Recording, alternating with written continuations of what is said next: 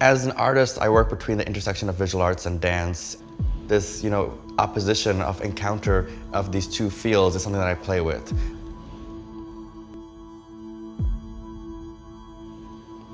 My work is always about a lived experience.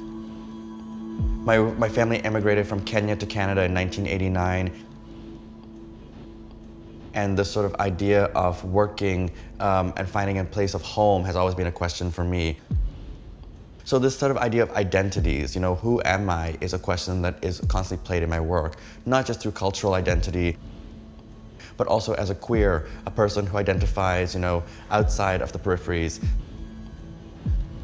My subcultural identities through punk rock music or ballet, how do I mix all of these things together? Because these are the things that make me who I am.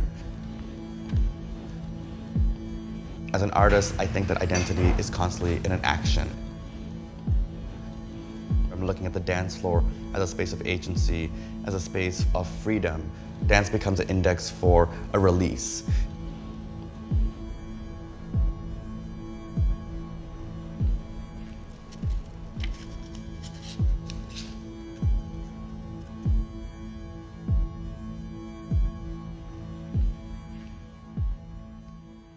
In my print, the dancers are taking specific positions.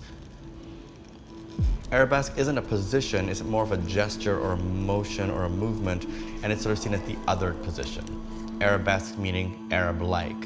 And in the time that these positions were being created, the Arab was this sort of Orientalist, this idea of being othered. And so I play with that in this, to kind of use the dancer's body in Arabesque to take on, motif.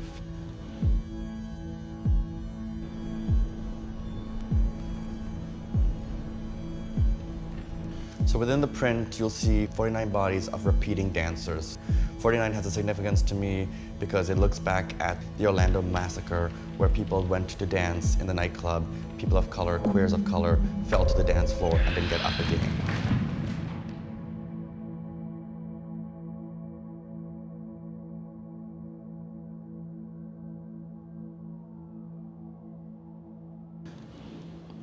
I've always been interested in the NSCAD archive, the legacy of the conceptual history. I was really struck by the Sol Lewitt prints, because in my work I'm thinking about directives and ways to make performances through language. And Sol Lewitt's prints, have this really tiny sort of directive that instructs how to make the print or how the print was made. Using a black crayon, put 50 small dots at random over the surface of the stone.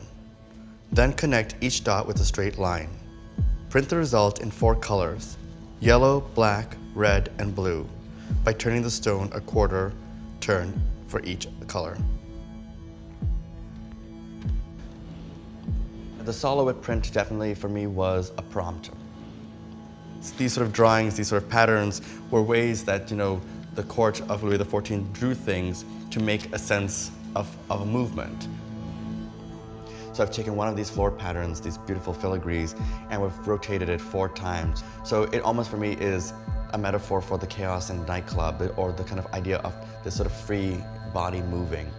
The kind of cinematic, glamorized fallen body in the Busby Berkeley film.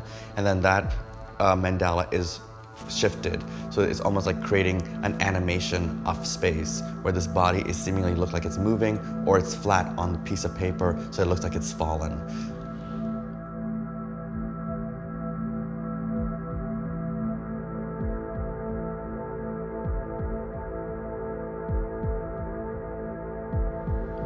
In the Orlando massacre, 49 people who were dancing fell to the floor and did not get up again.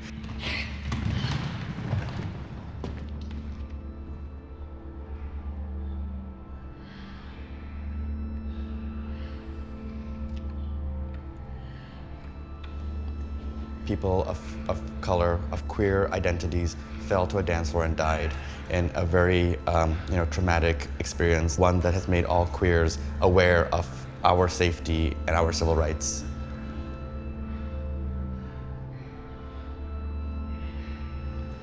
So if you look carefully into the work, there is this embedded tally in the filigree of the notation that references it back to the bodies that fell in Orlando.